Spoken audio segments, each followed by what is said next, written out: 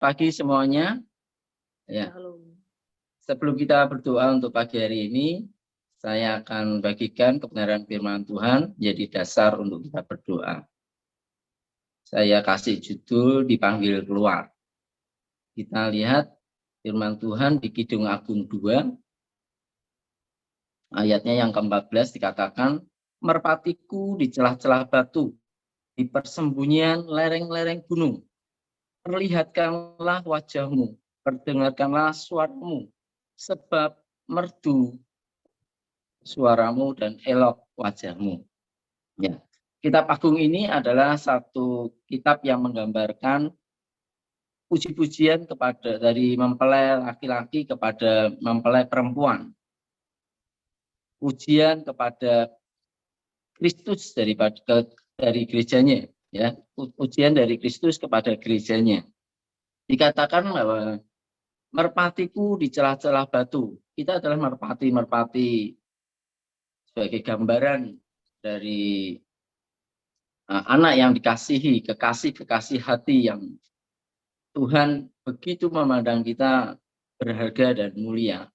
Dikatakan bahwa kita ada di celah-celah batu. Batu bisa digambarkan juga sebagai Kristus, bagaimana dia disebut sebagai batu penjuru. Ya. Kemudian di tempat persembunyian lereng-lereng gunung. Jadi setiap kita adalah anak-anak yang dikasihi. Kalau kita lihat di Mazmur 91 dikatakan bahwa orang yang duduk di dalam naungan yang maha tinggi dan yang bermalam dalam lindungan yang maha tinggi, dikatakan bahwa akan berkata, Allahku, tempat perlindunganku dan kubu pertahananku, Allahku yang kupercaya. Jadi setiap kita tentu memiliki sebuah kehidupan yang senantiasa berada dekat di dalam Tuhan. Bahkan dikatakan Tuhan itu menjadi kubu pertahanan dan batu penjuru kita, tempat perlindungan kita. Ya. Memang Tuhan suka untuk setiap kita senantiasa tinggal di dalam hadirat-Nya. Seperti Musa ketika Musa ditempatkan di lereng gunung untuk diberi kesempatan untuk melihat Tuhan. Satu tempat teraman, satu tempat terdekat untuk kita bisa berkomunikasi, untuk kita bisa bercerita akan persoalan hidup kita, untuk kita menikmati sebuah keintiman dan keindahan bersama Tuhan. Tuhan suka dengan situasi-situasi seperti itu. Tuhan sangat menghargai kalau umatnya mau mendekat kepada Dia setiap waktu. Tetapi ada satu hal yang Tuhan mau kita tidak berhenti di situ. Tuhan tidak mau kita hanya senang dalam satu situasi, menikmati diri kita sendiri, menikmati Tuhan kita sendiri untuk kita tidak dibagikan kepada orang lain. Seperti yang dialami oleh Petrus ketika dia berada di dalam gunung transformasi. Karena begitu sukanya, begitu indahnya, dia akhirnya berkata kepada Tuhan, maukah aku dirikan 3 kemah untukmu? 1 untuk Musa, 1 untuk Elia, dan 1 untuk engkau. Tetapi apa kata Tuhan? Bahwa Tuhan bilang dia tidak mau, ya. Artinya bahwa kita tidak boleh memiliki satu keegoisan secara rohani untuk menikmati Tuhan semata secara sendiri gitu ya. Tetapi ada sebuah panggilan yang Tuhan mau kita kerjakan untuk kita menyatakan Kristus di tempat demi tempat, tidak hanya untuk kita nikmati sendiri.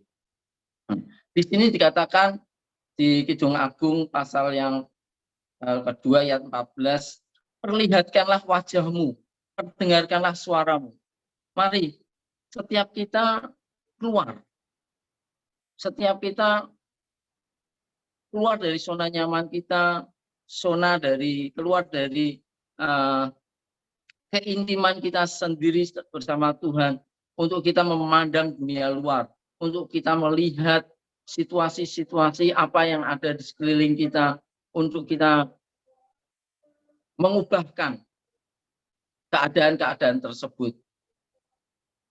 Jadi kita harus mulai sadar, mulai kita memperlihatkan diri kita, mulai kita memperdengarkan suara kita untuk sesuatu yang bisa mengubahkan keadaan kita. Mungkin hari-hari ini kita melihat situasi di sekeliling kita tidak baik-baik saja. Ada beberapa perkara kejadian yang mungkin kita tidak bisa berpikir hanya itu sebuah kebetulan. Itu kan tidak menimpa saya.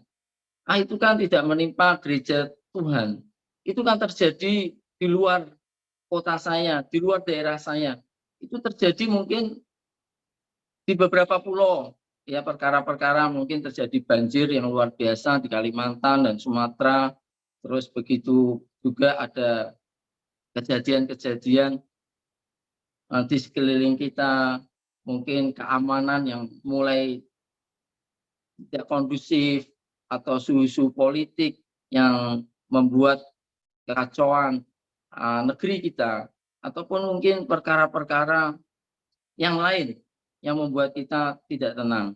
Tetapi kalau kita ingat bahwa Paulus mengingatkan kepada Timotius di 1 Timotius 2 ayat 1 sampai 4, 5 itu ya, mengatakan bahwa pertama-tama aku menasihatkan kepada kamu, naikkanlah permohonan, doa syafaat, dan ucapan syukur untuk semua orang, untuk raja-raja dan semua pembesar. Supaya apa? Supaya kita mengalami ketenangan, ketentraman, sehingga kita bisa hidup dalam kesalehan dan kehormatan. Jadi ada satu situasi yang kita tidak bisa untuk berpangku tangan, diam saja, tanpa kita melakukan sesuatu. Padahal Tuhan secara jelas memanggil gerejanya untuk keluar.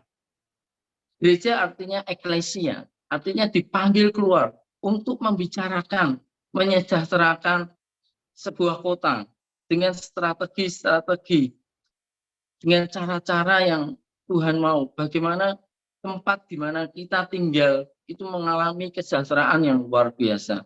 Ini waktunya buat kita untuk tidak tinggal dalam zona nyaman kita, tidak menikmati Kristus secara pribadi, sehingga situasi-situasi yang mungkin terjadi sekeliling kita, kita anggap itu hal yang kebetulan. Jangan-jangan situasi-situasi itu membuat kita sadar bahwa mungkin ada pekerjaan-pekerjaan roh jahat di dalamnya ketika situasi dan perkara-perkara yang dialami oleh bangsa, oleh orang-orang di sekeliling kita, ataupun musibah-musibah yang saat ini terjadi di tempat demi tempat, dan kita mendengar itu. Kita tidak bisa berdiam diri saja.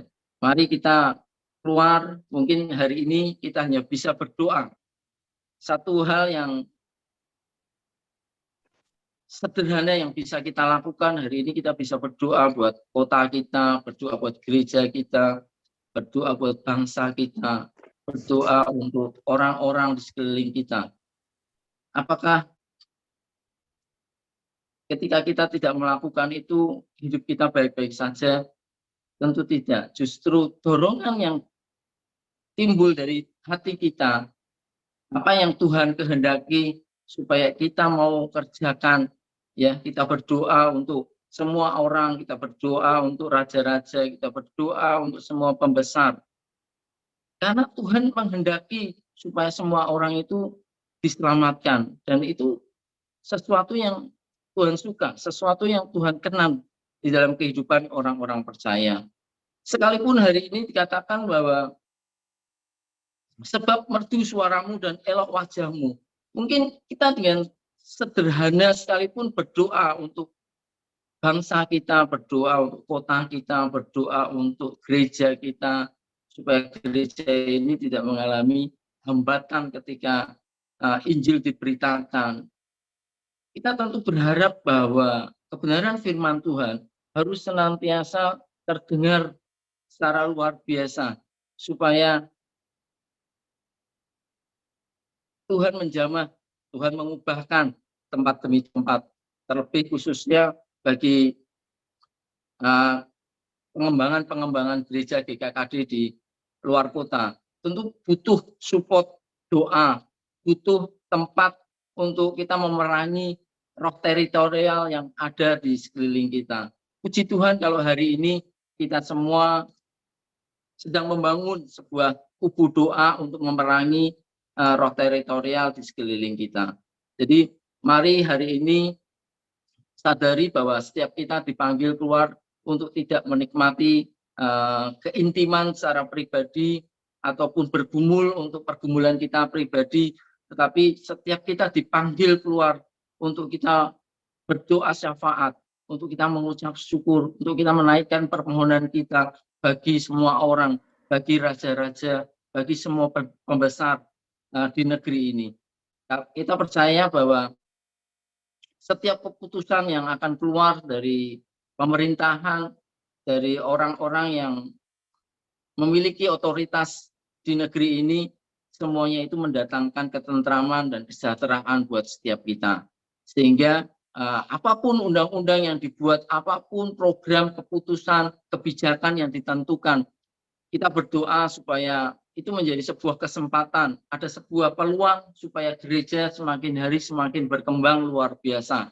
Sehingga penolakan-penolakan terhadap Injil itu semakin hari semakin terkikis. Ada sebuah keterbukaan oleh karena doa-doa kita yang terus kita naikkan di hadapan Tuhan untuk mengubah atau mempengaruhi keputusan-keputusan pemerintah itu mendukung kegerakan-kegerakan kerohanian gereja Tuhan.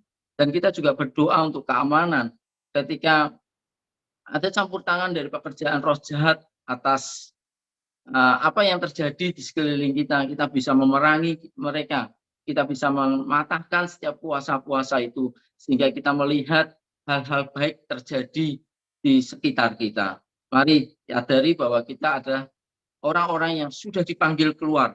Mari kita keluar, bicarakan, menyejarahkan untuk membicarakan kesejahteraan kota dan bangsa kita hari ini. Mari kita berdoa.